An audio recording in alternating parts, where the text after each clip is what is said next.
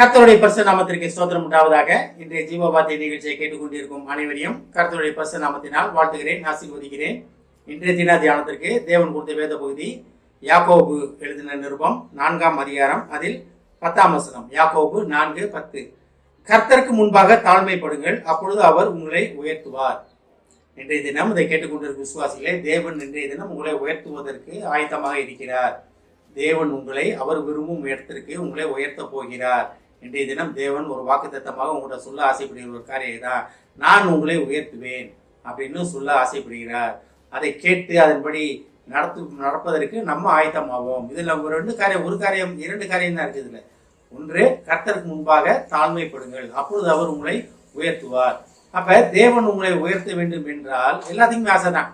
தேவனுக்கு முன்னால் நான் உயர்வா இருக்கணும், தேவன் என்னை உயர்த்த வேண்டும். தேவனுக்கு முன்பாக நான் உயர்வா இருக்க முடியாது.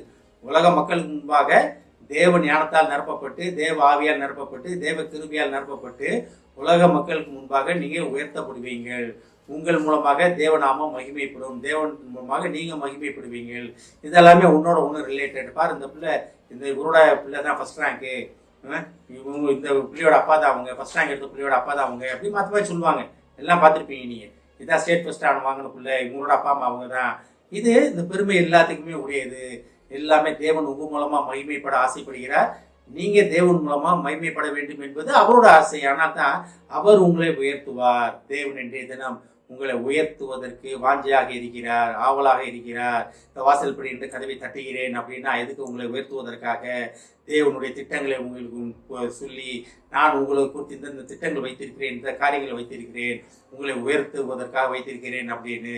அதுக்கு முன்னால் ஒரு சின்ன ஒரு காரியம் இருக்கிறது, கர்த்தருக்கு முன்பாக தாழ்மைப்படுங்கள் அப்படின்னு. தாழ்மைப்படுதல்னா என்ன? தாழ்மைனா என்ன?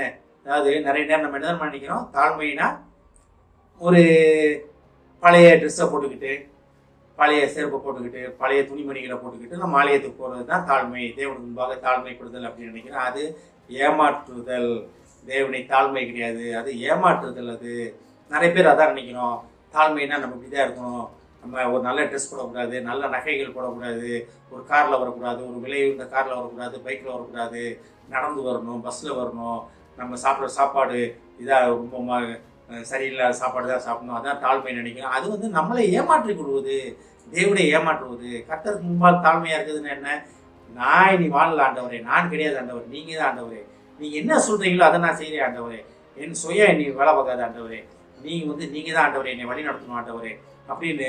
நான் ஒன்றுமே இல்லை, நீங்கள் தான் ஆண்டவரேன்னு என்னைக்கு நம்ம உணர்ந்து தேவ சமூகத்தில் உழுகிறோமோ அதுதான் தாழ்மை. நான் சுயம் இன்னைக்கு வேலை பார்த்து கொண்டு இருக்கிறதோ அது தாழ்மை கிடையாது, சுயத்தால் நிரப்பப்படுவதுதான் அது. அதனால தான் தேவ கிருபையில் நிரப்பப்படுவதற்காக அழைக்கப்படுகிறோம். அப்படி தேவ கிருபையால் தேவனுக்கு முன்பாக நாம் ஒன்றுமே இல்லை ஆண்டவரே, என்கிட்ட ஒன்றுமே இல்லை ஆண்டவரே, நீங்கள் தான் ஆண்டவரே அப்படின்னு போய் நின்றோம்னா தேவன் உங்களை உயர்த்துவதற்கு வல்லவராக இருக்கிறார், உயர்த்துவதற்கு ஆயத்தமாக இருக்கிறார். நிறைய பேர் ஊழியக்காரங்கன்னா தாழ்மையாக இருக்கும், இவங்கன்னா அப்படி தாழ்மையாக இருக்கும்னு நினைக்கிறேன். அது கிடையாது, அது உண்மை கிடையாது. சர்வலோக ராஜா, பரலோகத்தின் ராஜா, சகல பூமி மான சர்வத்தையும் படைத்த ராஜா முன்னால் போய் நிற்கிறீங்க. நீங்கள் உங்கள் ஆஃபீஸில் உங்கள் சூப்பரண்ட் உங்களை கூப்பிடுறாங்க, ஒரு அழுக்கு வேட்டியை கட்டிக்கிட்டு நீங்கள் போய் நின்றீங்கன்னா, அழுக்கு கிழிஞ்ச சேலையை கட்டிட்டு போய் நின்றீங்கன்னா, தலை வராமல் ஒரு தலைக்கு எண்ணெய் தேய்க்காம போய் நின்றீங்கன்னா, அந்த சூப்பரண்ட் என்ன சொல்லுவார்? உங்களை ரொம்ப சந்தோஷம்ப்பா அப்படின்னு பாரா, லட்சக்கணக்காக சம்பளம் வாங்குறேன், உனக்கு ஒரு ஒழுங்கான துணியில் வர தெரியாது, ஒழுங்காக தலையை ஒழுங்காக புதிய சீவ தெரியாது சொல்லுவாரா இல்லையா? சூப்பரண்ட் போய் நிற்கும்போது எப்படி நிற்பீங்க? நீங்கள் எவ்வளோ சுத்தமாக போய் நிற்பீங்க. அப்போ பரலோக தேவனுக்கு முன்னால் போய் நிற்கும் போது எப்படி போய் நிற்க போகிறோம்? நம்ம தேவனை நீர் கொடுத்த உடை, நீர் கொடுத்த நகை, நீர் கொடுத்த காரியங்கள் தேவனுக்கு முன்னால் போய் நிற்கணும். அதுதான் தேவனை மகிமைப்படுத்துவது. தாழ்மை நினைச்சு நம்ம ஏமாற்றி கொண்டிருக்கிறோம் நிறைய பேரை பார்க்குறோம். அது தாழ்மை கிடையாது. நீங்கள் என்னைக்கு தேவனை வாழ்வது நான் அல்ல, கிறிஸ்துவை எனக்குள் வாழ்கிறார், கிறிஸ்து வாழ்வதற்கு உங்களை ஒப்பு கொடுப்பது தான் தாழ்மை. தேவன் உங்களை உயர்த்த வல்லவராக இருக்கிறார், உயர்த்த ஆசைப்படுகிறார்.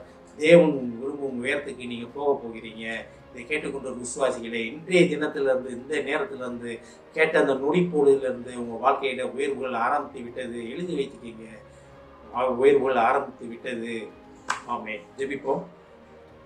எங்களை அதிமனேசின் அன்பின் பரலோக பிதாவே, கர்த்தாவே, நாங்கள் உமக்கு முன்பாக தாழ்மைப்பட்டு உம்மாலே உயர்த்தப்படுவதற்காக நீர் எங்களை அழைக்கிறீர் ஆண்டவரே. அந்த அழைப்பை புரிந்து கொண்டு தெரிந்து கொண்டு அதன்படி நடக்க உதவி செய்யும் ஆண்டவரே. இதை கேட்டுக்கொண்டு வரும் ஒவ்வொரு விசுவாசியும் ஆசீர்வதிக்கிறோம் அப்பா. ஒவ்வொரு குடும்பத்தையும் ஆசீர்வதிக்கிறோம் ஆண்டவரே. குடும்பத்தை நீ உயர்த்த போவதற்கான நன்றி ஆண்டவரே.